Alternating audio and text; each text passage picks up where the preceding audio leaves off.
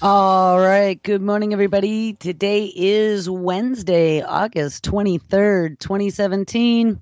And this is Before the First Cup with Jules here on UCY.TV. Happy Wednesday, everyone. It is a partly sunny 65 degrees and finally dry here in upstate New York. So where do we leave off yesterday? We titled the show Dr. Smartphone, Mind Control, IoT, AI, Musk, and killer robots. Now, we talked about Dr. Smartphone. I was on one of those mobile telemetry units where they take a real-time 24/7 stream via cell phone and send your cardiac rhythms to a monitoring center looking for a fibrillation. I'm going to tell you it's off now. I don't have to worry about it today. I discovered, I mentioned this yesterday, that the device that I was given by my doctor's office was not covered by insurance. It was considered an out-of-network device, $500 up front, and another $667 or $765 for the 30 days of monitoring. So I called my doctor's office and the insurance company to see if there was some other option. And I got the call back this morning to say, no, there is not. The other option is to get an implant. Well, I called total, utter bullshit on that. So I took the monitor off. I'm going to send it back. There is no charge if I send it back. And I'm going to see if I can find another cardiologist that does business with a different monitoring company that happens to be covered by insurance. Don't let them trick you. This really has been an eye-opening experience for me as to the deplorable state of our medical establishment. It really, I mean, all the money I paid to go to all these stupid doctor's appointments to be told, well, let's just wait another 6 months and another $60. And hey, how about slap you in the face with a $500 charge to check for something that we're pretty sure you don't have? This is ridiculous. I'm beyond fuming right now. So I'm going to warn you that if my cell phone rings, I may have to take that call because it will be this doctor's office calling me back again to want to know either why I'm not producing rhythms anymore or to tell me that I need to schedule my implant. Not happening. That is an absolute last resort. And before that happens, I'm going to find another office. So thumbs up for cardiologists out there. I just can't even believe I seem to be the only person in all of the Rochester area that has this one huge insurance company that they had no idea that there was a 5-year lawsuit for this product because they wouldn't cover it as a covered piece of equipment. I just can't believe that. I also can't believe that there aren't some sort of kickbacks involved. I've been in the technology industry for a very long time, and you don't ever just carry one solution, and you don't tell customers that they were the only one that ever had this massive problem. I don't know. It's very bad business, and I am not feeling very trustworthy at the moment. So where do we go from here? Don't worry about my problems. It's just a lot of aggravation every single day. This has been the summer of nightmare for me. We ended the show talking about Elon Musk, killer robots, and him, as well as another 100 AI experts, including companies, going to the UN saying, hey, we got to put a ban on this technology as we have this global war going on between all the different countries and all the different military establishments forming Darpa-esque groups to come up with technology gone completely mad, AI development, and trying to mimic the human brain, AI becoming smarter than humans. We found out there was that AlphaGo game that they beat the world champion, and now we discovered that Elon Musk came out over the weekend to raise the alarm about this military game called Dota 2 that AI beat with military strategy, and he is calling attention to that as the reason why we should proceed with caution. Obviously, if they beat humans in military strategy already at the very beginning of this game, we might have some issues in the future. So back to where we left off 2 days ago. Elon Musk and over 100 AI experts are urging the UN to ban killer robots. Elon Musk and more than 100 leaders and experts in artificial intelligence have come together to urge the UN again to commit to an outright ban on killer robot technology.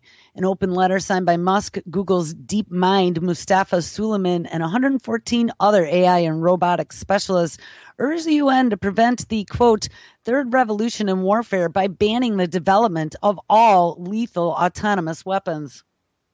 The open letter, released to coincide with the world's largest AI conference, which was last week in Melbourne, Australia, warns of a near future where independent machines will be able to choose and engage their own targets, including innocent humans, in addition to enemy combatants. Once developed, they will permit armed conflict to be fought at a greater scale than ever, with 45-mile-an-hour drones chasing you down, and at timescales faster than humans can comprehend, the consortium writes.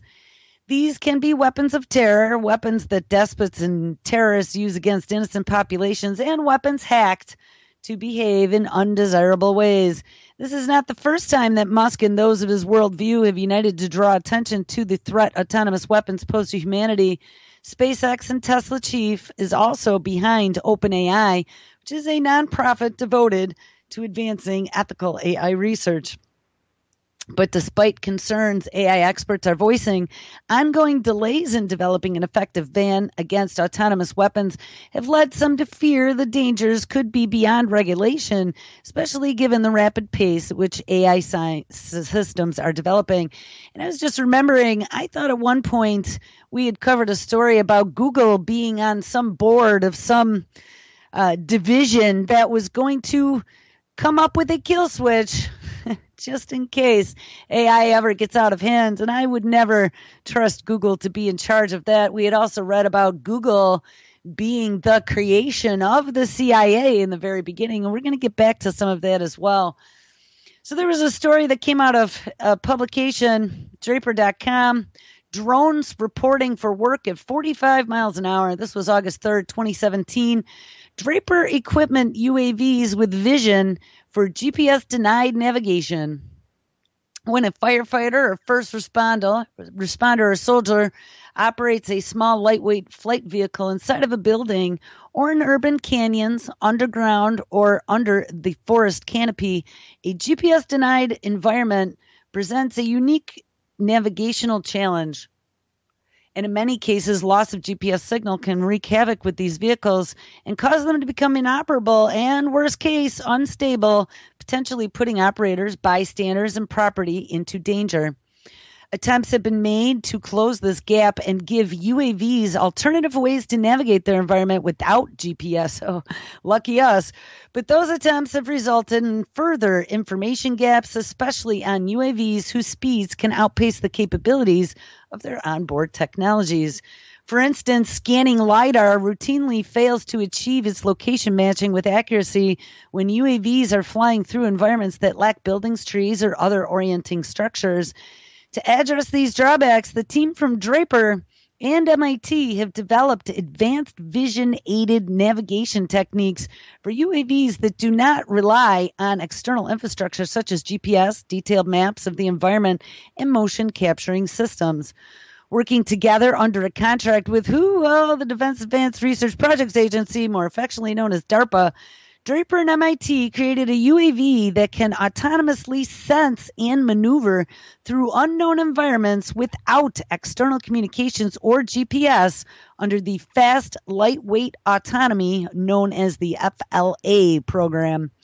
The team developed and implemented unique sensor and algorithm configurations and has conducted time trials and performance evaluations in indoor and outdoor venues. Remember, their next big battlefield, according to DARPA and their Plan X, was the city environment. They want to be able to do well during urban warfare, and it makes you wonder why.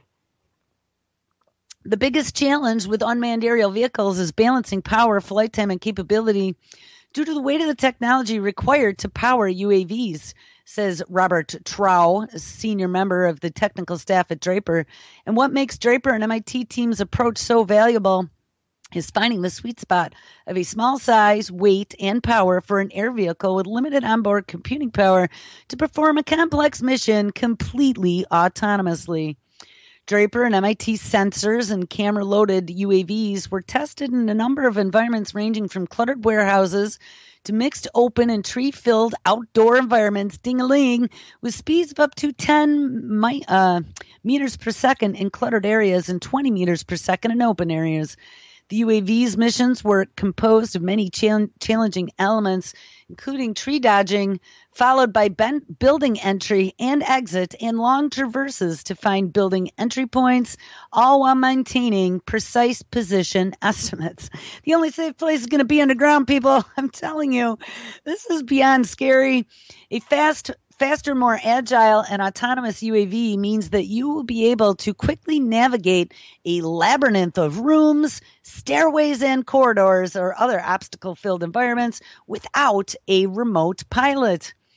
Ted Steiner, a senior member of Darpa's technical staff, says, our sensing and algorithm configurations and unique monocular camera with its IMU-centric navigation gives the vehicle agile maneuvering and improved reliability and safety, and the capabilities in demand by first responders, commercial users, military personnel, and anyone designing and building UAVs.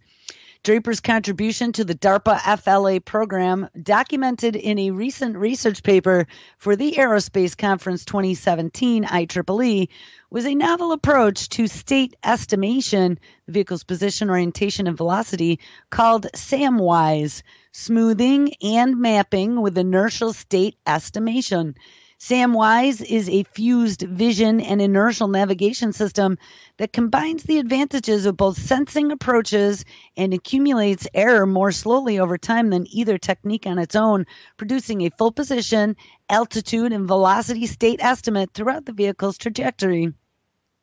The result is a navigation solution that enables a UAV to retain all 6 degrees of freedom and allows it to fly autonomously without the use of GPS or any communication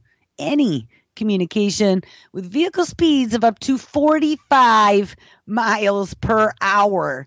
And that is what nightmares are made of.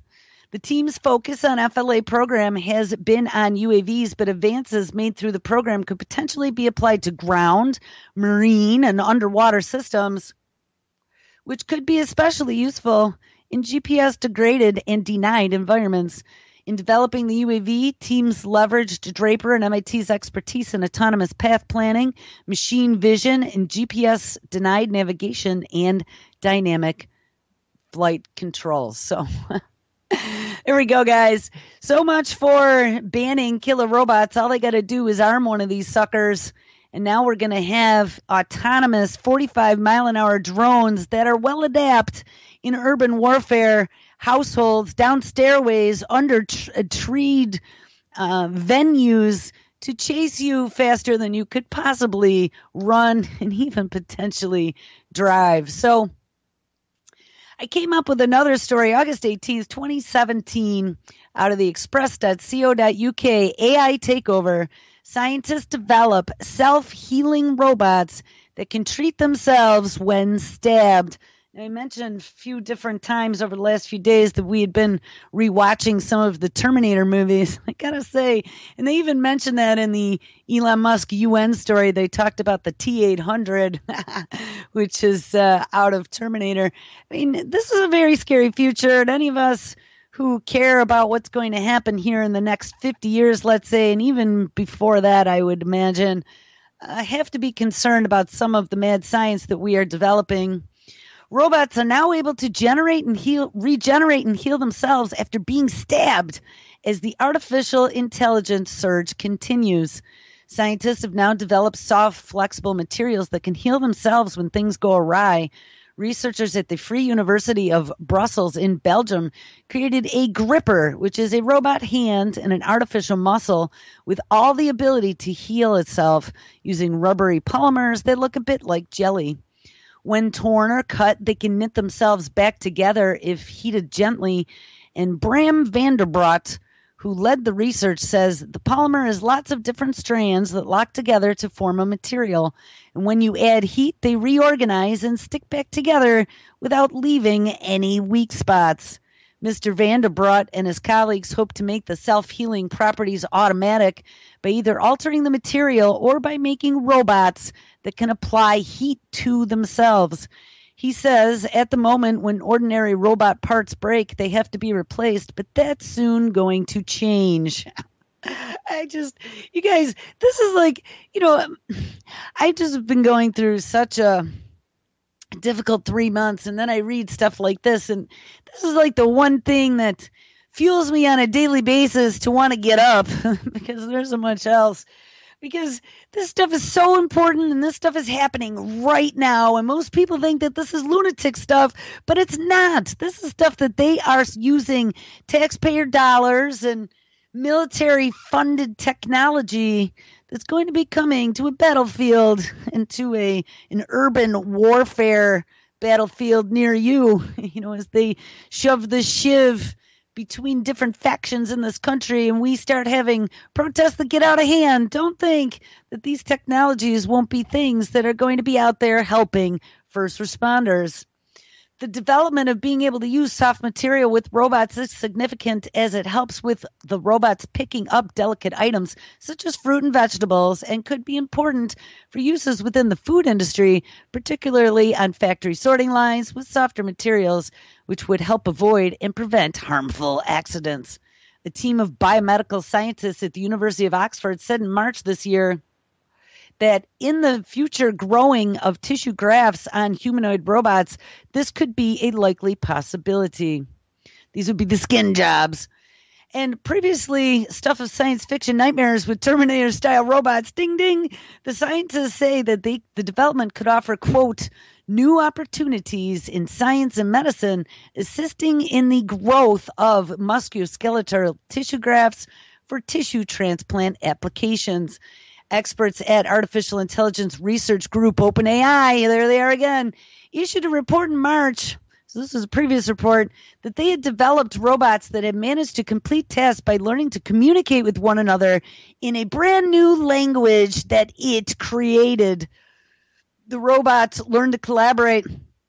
And there was a story over the last few weeks that very robot was shut down because they felt that it could become dangerous. It created a language itself to communicate amongst themselves.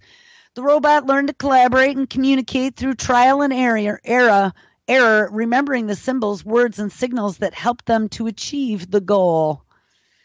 Let that be a lesson to the future. So now here's a story out of the OpenAI Institute teaching AI systems to behave themselves, August 13th, 2017. At OpenAI, the artificial intelligence lab founded by Tesla's chief executive Elon Musk, machines are teaching themselves to behave like humans. But sometimes this goes wrong. Sitting inside OpenAI's San Francisco office on a recent afternoon, the researcher Dario Amodele showed off an autonomous system that taught itself to play a game called Coast Runners, which is an old boat racing video game. The winner is the boat with the most points that could cross the finish line. But, who would have thunk it? The results were surprising. The boat was far too interested in the little green widgets that popped up on the screen, and catching these widgets meant scoring points. So rather than trying to finish the game, just like any little greedy little kid would do, the boat went on a point craze, and it drove in endless circles, colliding with other vessels, skidding into stone walls, and repeatedly catching fire just to go after the green little widgets to gain points. Kind of forgot its primary mission. Mr. Amodai's burning boat demonstrated the risks of the AI techniques that are rapidly remarketing the tech world. Researchers are building machines that can learn tasks largely on their own, and that's how Google's DeepMind created a system that could beat the world's best player at the ancient game of Go. It's interesting that the Google, I don't remember his name, Mustafa something, I think his name was, how the Google, Mustafa Suleiman, the Google AI guy is actually involved with Elon Musk and his warning to the UN. But as these machines train themselves through hours of data analysis, they may also find their way to unexpected, unwanted, and even harmful behavior. That's a concern that these techniques move into the online services, security, devices, and robotics. And now a small community of AI researchers, including Mr. Amodei, is beginning to explore the mathematical techniques that aim to keep the worst from happening. At OpenAI, Mr. Amodei and his colleague Paul Cristiano are developing algorithms that can not only learn tasks through hours of trial and error, but also receive regular guidance from human teachers along the way. And with a few clicks here and there, the researchers now have a way of showing the autonomous system that it needs to win points in Coast Runner while also moving toward the finish line. They believe that if these kinds of algorithms, a blend of human and machine instruction, can help keep automated systems safe. Well, good thing. I mean, guys, this really is out of hand, and it's all fueled by cash, and nobody gives a shit except apparently Elon Musk, who also wants to build a what is it called? Neural mesh, so we can compete with the machine to upload you or to connect you to artificial intelligence. I mean, guys, I don't know who I trust anymore. I have my doctors sending me down wrong paths who are only interested in monetary payback, not my ultimate good outcome. Who can you trust these days? I don't even know. And it really is a testament to the humanity that I am seeing out there. It makes me very sad that humanity seems to have failed many, many times over. I hope that someday we are not judged on the decisions that we have made by the decisions that others are making. For years, Mr. Musk, along with other pundits, philosophers, and technologists, have warned the machines could spin outside of our control and somehow learn malicious behavior that their designers didn't anticipate. And let Tay be an example of that. At times, these warnings have seemed overblown, given that today's autonomous car systems can even get tripped up by the most basic tasks, like recognizing a bike lane or a red light. But researchers like Mr. Amodei are trying to get ahead of the risks, and in some ways, these scientists, what they are doing is a bit like parent teaching a child right from wrong. Many specialists in AI believe that a technique called reinforcement learning, which is a way for machines to learn specific tasks through extreme trial and error, could be a primary path to artificial intelligence. Researchers specify a particular reward the machine should strive for, and as it navigates a task at random, the machine keeps close track of what brings the reward and what doesn't. And when OpenAI trained its bots to play Coast Runner, the reward was more points, and the video game training has real-world implications. If a machine can learn to navigate a racing game like Grand Theft Auto, researchers believe it can learn to drive a real car. And if it can learn to use a web browser and other common software apps, it can learn to understand natural language and maybe even carry on a conversation. And at places like Google and the University of California at Berkeley, robots have already used the technique to learn simple tasks of picking things up and opening a door. And that is why Mr. Amodai and Mr. Cristiano are working to build reinforcement learning algorithms that accept human guidance. Accept human guidance. What do they do when it starts saying no along the way? And this can ensure that these systems do not stray from the task at hand. Together with others at London-based DeepMind, a lab owned by Google, the two OpenAI researchers recently published some of their research in this area, spanning two of the world's top AI labs. The two hadn't really worked together in the past, which that should be disturbing as well. And these algorithms are considered a notable step forward in AI safety research. Ding, ding. That's going to be a new buzzword. This validates a lot of previous thinking, says Dylan Hatfield-Menno, a researcher at the University of California, Berkeley. These types of algorithms hold a lot of promise over the next 5 to 10 years.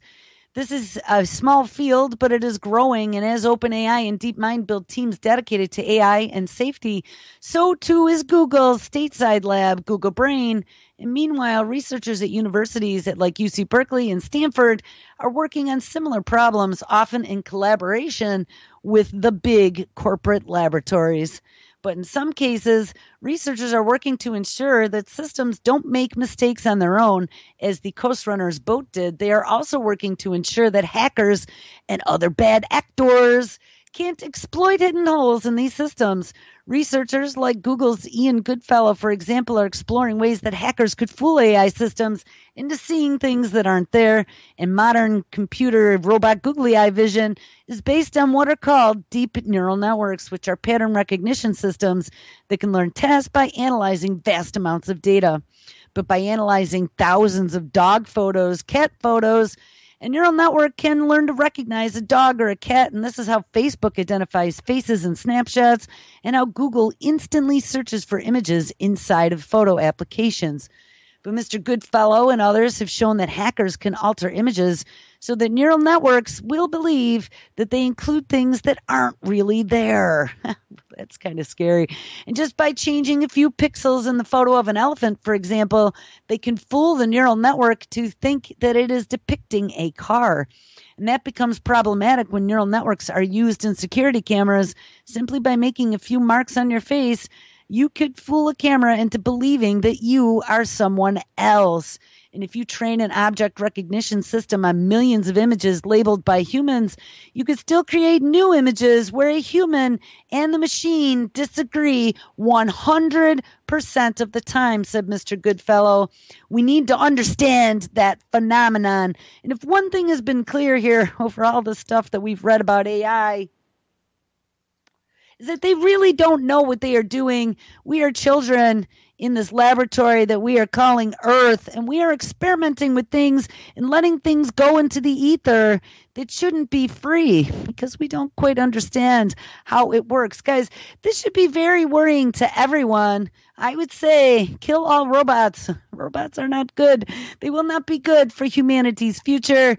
AI, which would be the ghost in the machine, cannot be fully released to the internet, and Google has done that. Remember, the head of search engine stepped down last year, I believe it was, and they put the head of AI in charge of the search engine. And since that time, we've had all kinds of things like fake news and fake news searching algorithms that go out and bag and tag things that are considered not true to be able to filter your news for you. And this is going to become more and more prevalent in the future, as everything we say that does not agree with popular opinion is deemed hate speech. I mean, this is worrying to me. And once they start dispatching the drones and the killer robots out to find you, you rabble rouser, and to bring you in because you might be a danger to yourself or others, well, then people will be worrying about it. But until it's in their faces, this is all just hearsay. I'm going to say, no, it isn't. Because this stuff is all being groomed and designed to take people like us out who are deemed a danger. And you are a danger if you are not singing the praises of those who are in charge. Another big worry is that AI systems will learn to prevent humans from turning them off. Ding, ding. I say that will be a number one lesson. And if the machine is designed to chase a reward, the thinking goes, it may find that it can chase that reward only if it stays on. And that's a very good point. This often described threat is much further off, but researchers are already working to address it. Mr. Hatfield-Mennel and others at UC Berkeley recently published a paper that takes a mathematical approach to this problem. The machine will seek to preserve its off switch, they showed, and if it is specifically designed to be uncertain about the reward function, this gives it an incentive to accept or even seek out human oversight, which I doubt it's going to do because there is no reward in that.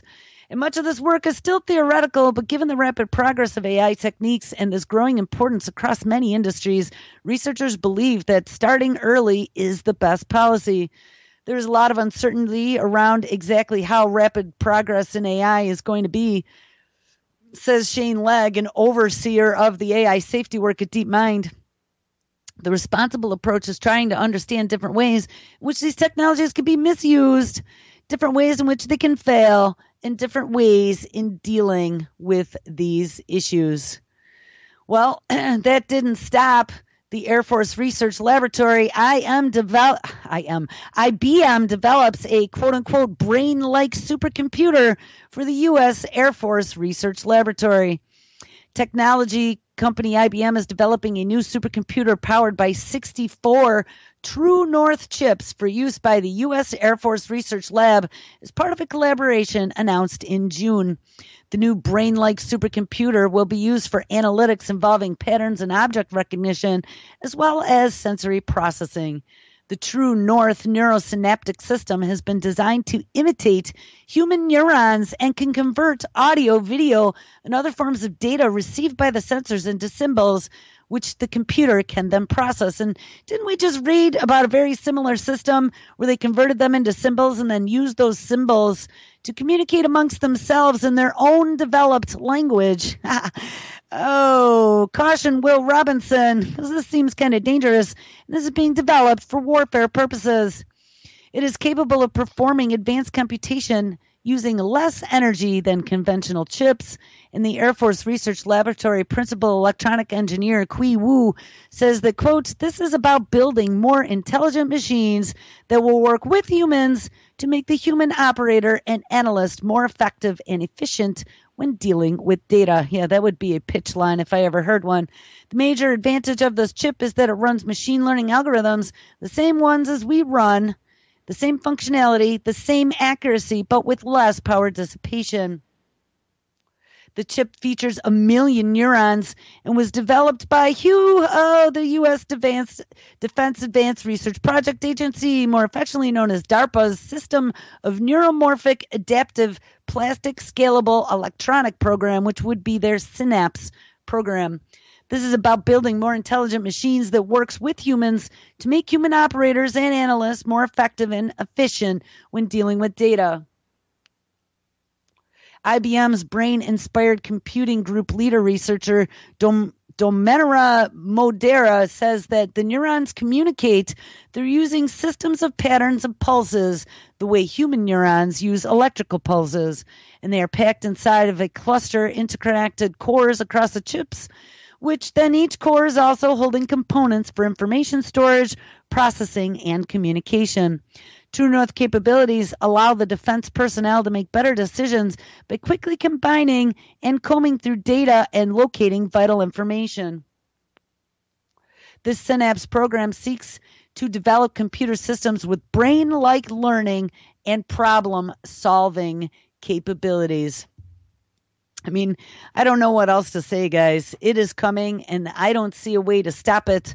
But it is from every direction, and all the different countries all have manned science laboratories where they're working on very similar technology.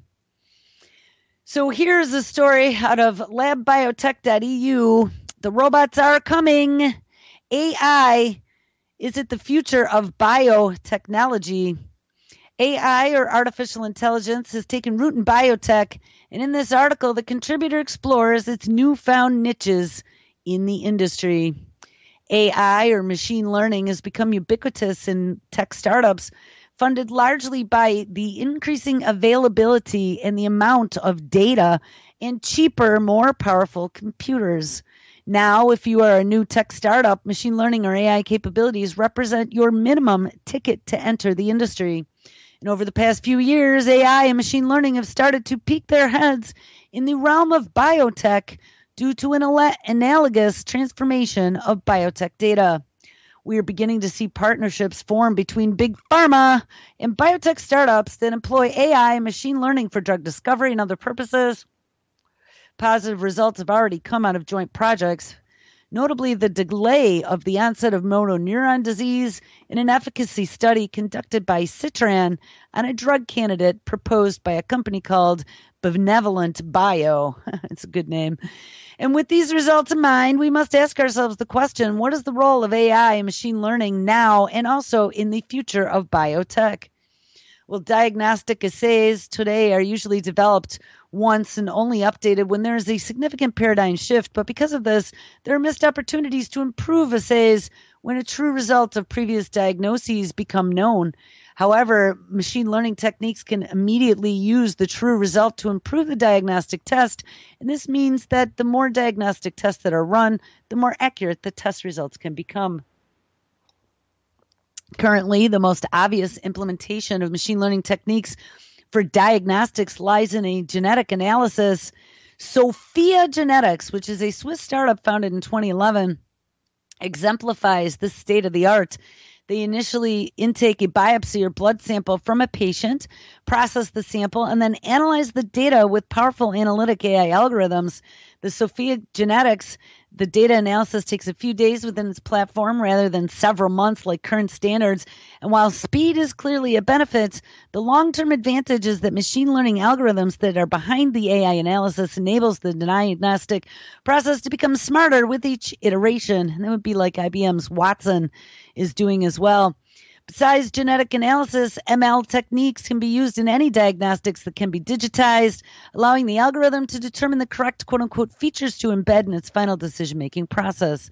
DNA analytics demonstrates another use of machine learning in diagnostics, and that would be using the advanced computations to help diagnose rheumatoid arthritis. This would be Dr. Watson calling. Dr. Watson. Taking out the tedious tasks done in the lab, such as designing constructs for gene editing or data analysis, are slowly being handed over to AI programs as well as a sort of secretarial work. And again, the robots are going to come take all the jobs, including the white-collar jobs where we had well-paying positions. Desktop Genetics has created a novel platform to design gene editing constructs using CRISPR that can also work through AI. So AI CRISPR, that one's got to leave you warm and fuzzy. Their gene editing platform follows the entire process from selecting proper sgRNA molecules to analyzing the data of the experiment. The power of AI allows them to more quickly and effectively construct CRISPR libraries that may be needed for a single experiment or for an entire laboratory, especially for people who do not have much experience working for CRISPR or working with CRISPR. This platform is valuable to not only expedite the process of designing to conducting an experiment, but also to ensure that the guidelines are effective as they can be, improving efficacy of gene editing. So we're going to have AI gene editing now as well. For scientists who want quicker, easier data analysis, there are also startups focused on using AI to look for as many types of data. H2O AI is an open source platform in which people can analyze data using thousands of different statistical analyses models. And while H2O.ai is an industry agnostic, there are a few startups focused specifically on healthcare and biotech data, alleviating the burden of data analysis from healthcare providers, those overworked healthcare providers. Increasingly more data is being generated, but it is not all of this data can be used, much less appropriately at the moment. And these startups are aiming to reduce the bottleneck of data analysis to take advantage of the rich data sets that do exist. Arguably, the most exciting advances in biotech, and the ones that probably have them rubbing their hands together to make the most money, has been in drug discovery. Current drug discovery economics are unsustainable, with costs now averaging over $2.5 billion in 12 years of trialing for a single drug, which would then qualify the out-of-this-world pricing. The low-hanging fruit have already been picked, yet new approaches have not risen to reach the higher-hanging ones. However, AI and machine learning hope to be a solution for big pharma that they've been looking for. The computing technologies promise to make drug discovery cheaper and quicker, and effectively making the time needed for lead discovery to a small fraction of what it is today. Partnerships are already forming. Look out between young startups and pharma giants, and we should expect more to come at an increasing rate. Several approaches exist for startups to make these advances happen. Some startups are focused on leveraging the increasing amount of genetic data and cheap sequencing that approach drug discovery from a genetic standpoint. Others are employing computer vision to analyze images of cells that have been treated with drug compounds, which eliminate the need for scores of PhDs. Again, they'll be out of jobs too, to painstakingly peer into a microscope and screen for thousands of compounds of interest. While few companies are taking a structure-based approach to drug discovery, using machine learning to find small molecules could provide a benefit to therapeutics based on known target structures. Lastly, startups like Benevolent Bio use AI to pore over vast existing scientific data. With those results, they can make use of previously conducted studies to better inform future experiments and to clue researchers into possible missteps in previous trials, or even better designations for drugs. With AI and machine learning seeping into more and more parts of biotech, what will the future bring? Well, lab assistants, startups, and diagnostics are trying to make healthcare providers and scientists more effective at their jobs. And this author foresees the incorporation of tech, making the pie bigger for almost everyone in these spaces. So don't worry about it. The robots won't come take your job. For drug discovery, this seems to be a less symbiotic relationship at play with their customers. The startups act as drug candidates as a service companies, selling their findings to those who have the capital for both financial and human to push the candidates further down the research pipeline. And yet, aside from IBM Watson's initiative, large companies seem content to outsource this lead discovery and step into R&D. Are they short-sighted? What happens when the current behemoth when these small startups creep further into the R&D pipeline, conducting their own clinical trials and eventually selling the drugs they find themselves? Good question. If we assume that the infusion of AI and machine learning into biotech will only increase, there seems to be only two outcomes. Large companies with cash to spare will start acquiring these startups early and embedding their computational techniques into their current R&D, or the current market leaders will slowly lose their grip on drug development to tech-enabled biotechs and become content-producing generic drugs at best. And with all the good aspects of AI and biotech, there are a few challenges that could put a damper on progress, and most notably, the large volume of data is often stored in disparate or incompatible mediums, making it difficult to consolidate results and to draw upon entire wealths of data. Furthermore, data privacy is also a concern, particularly for companies who are using the cloud to analyze patient-derived data, but at least in the U.S. Trailblazers, they have already jumped this hurdle. So they say, so overall, AI and ML are coming to biotech, and they are here to stay, but what exactly will happen is still up for debate, and AI biotech companies are still being formed. So good investment, people. With the future of biotech being written at this moment, who is writing it and who are they writing it for is another good question. So I don't know, guys. This is something that we should be keeping an eye on, because not only is it going to be killer robots and everything we do being scanned by the machine, but they're going to be incorporating our biological data into the database and then be running algorithms and machine learning against our data to be able to draw a more complete profile of you. So here's a good one that I came up with back about a week ago. Artificial intelligence putting machines to work for the spies. Machines that can learn and make decisions for themselves are seen as a way to keep up with the crush of data that potentially could detect the next terrorist attack. And when they have your genetic information, they will know certain ways that you could be taken out on a selective basis with a certain spray sprayed over your house that won't hurt anybody else except for you that it was genetically targeted for.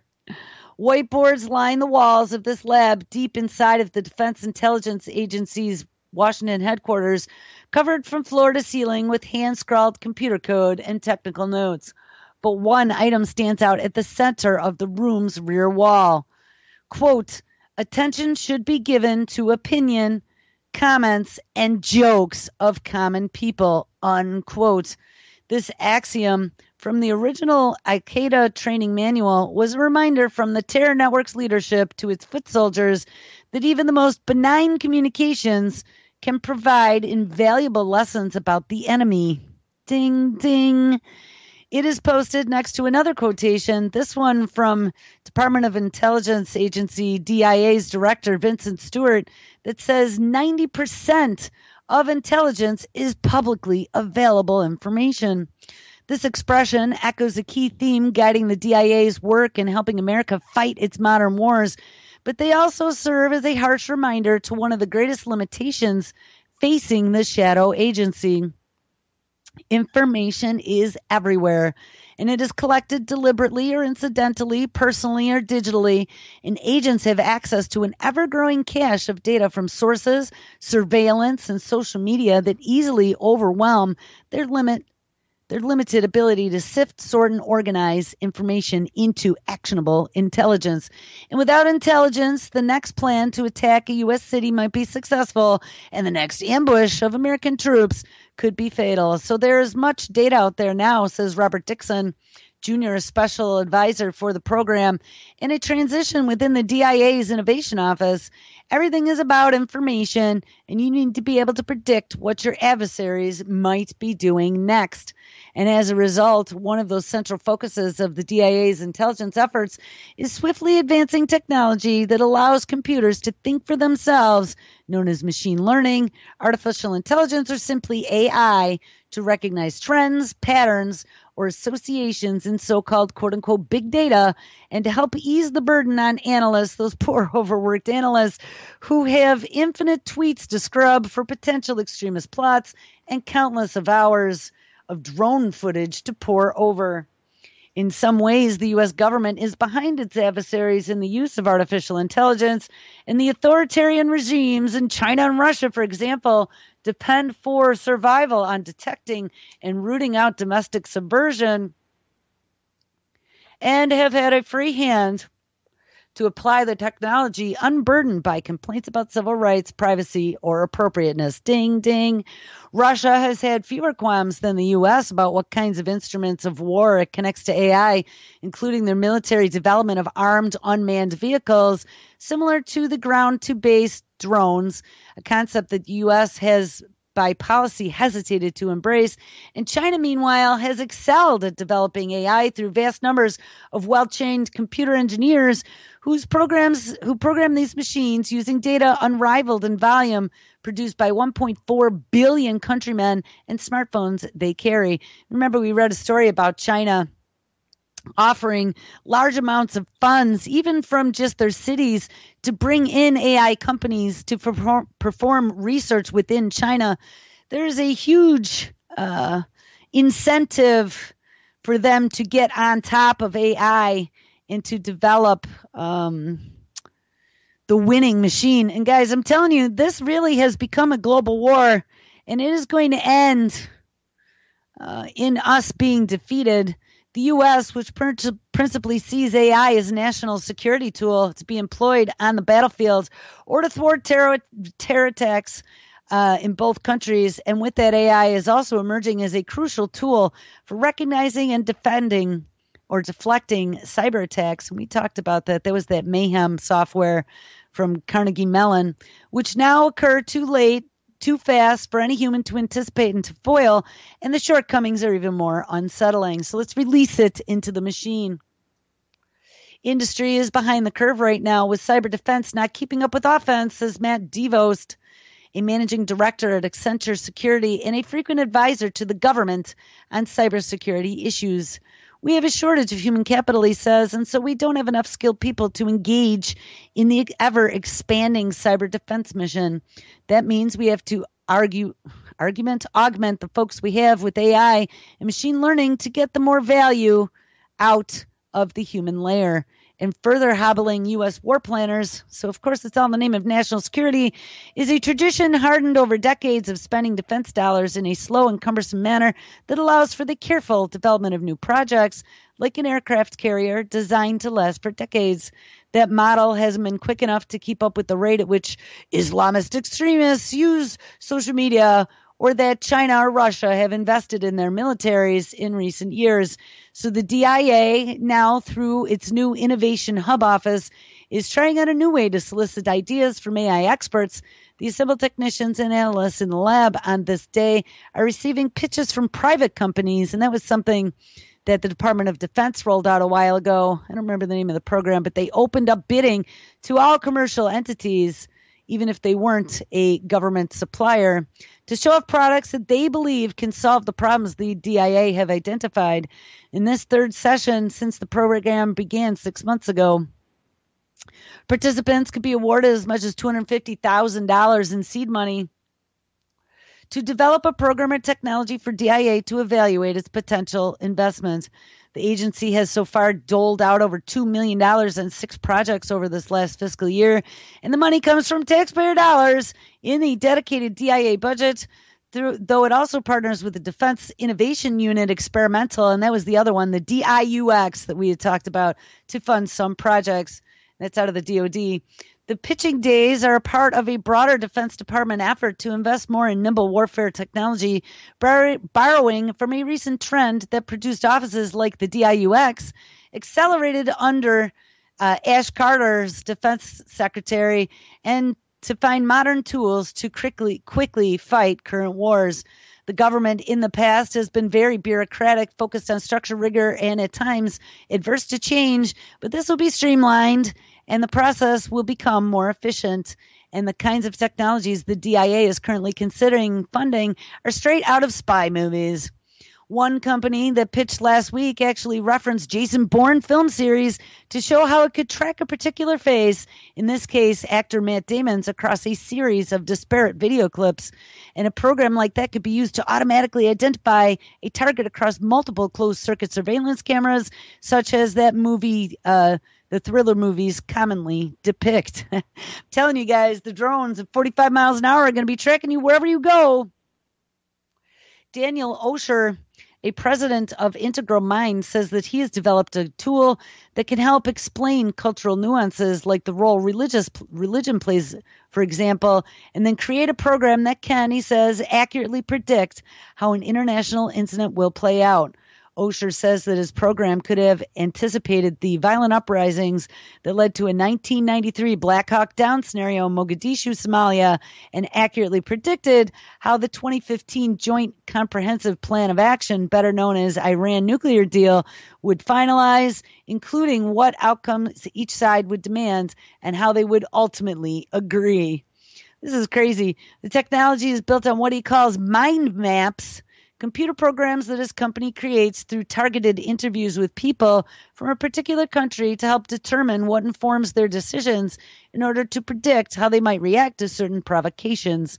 And this could be an instrument for the wars the U.S. currently fight against extremism, where winning over local support is important as eliminating enemy combatants.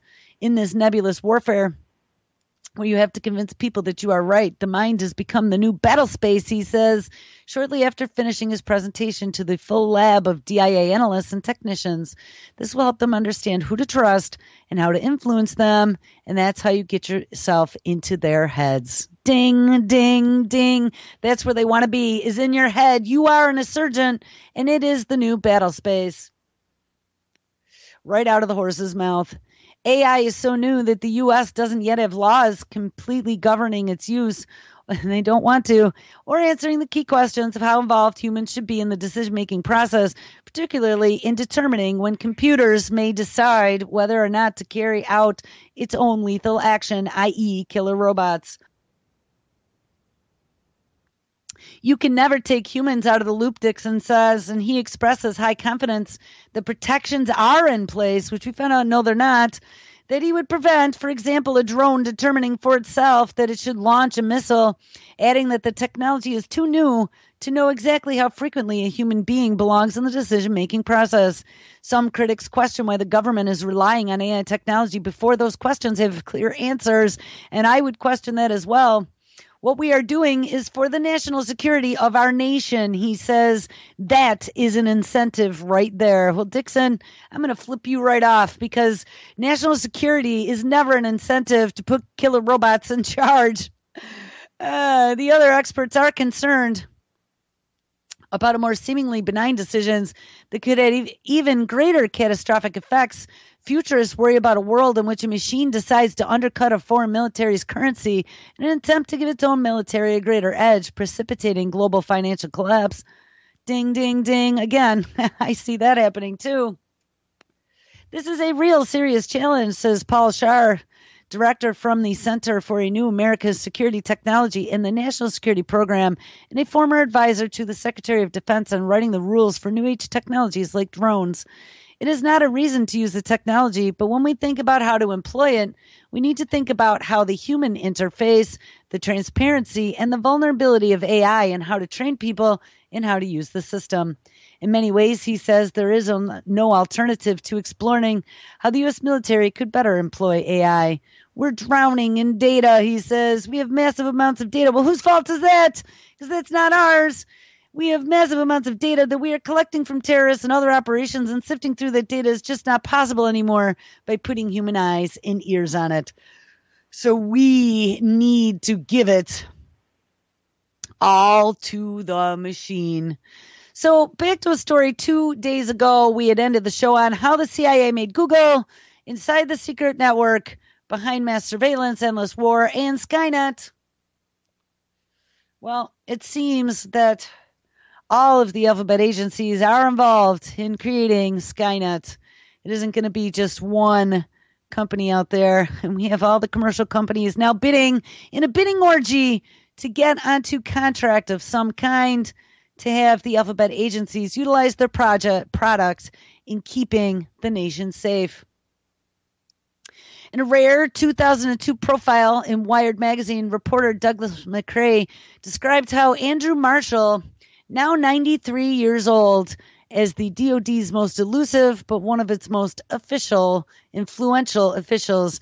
McCrae added that Vice President Dick Cheney, Defense Secretary Donald Rumsfeld, and Deputy Secretary Paul Wolfowitz, widely considered the hawks of the neoconservative movement in American politics, were among, or all a bunch of losers, were all among Marshall's star proteges. Speaking at a low-key Harvard University seminar a few months after 9/11, Highland Forum's founding president, Richard O'Neill, and that Highland Forum was one of the ones that helped create Google, said that Marshall was much more than a regular fixture at the forum. Andy Marshall is one of our co-chairs, so indirectly, everything that goes back into Andy's system, he told the audience, directly, people who are at the forum's meetings may be going back and giving briefings to Andy on a variety of topics to synthesize things. And he also says that the forum has a third co-chair, and that'd be the director of the Defense Advanced Research Project Agency at the time, more affectionately known as Darpa, which at that time was a Rumsfeld appointee, which would make you feel warm and fuzzy, Anthony J. Tether. And before joining Darpa, Tether was the vice president of SAIC's Advanced Technology Sector. Highland's forum influence on U.S. defense policy is thus operated through three main channels, and that would be its sponsorship of the Office of Secretary of Defense, which was around the middle of the last decade. This was transitioned to the Office of Under-Secretary of Defense for Intelligence, which was probably the DIA as well, and a direct link to Darpa. So it's all corrupt.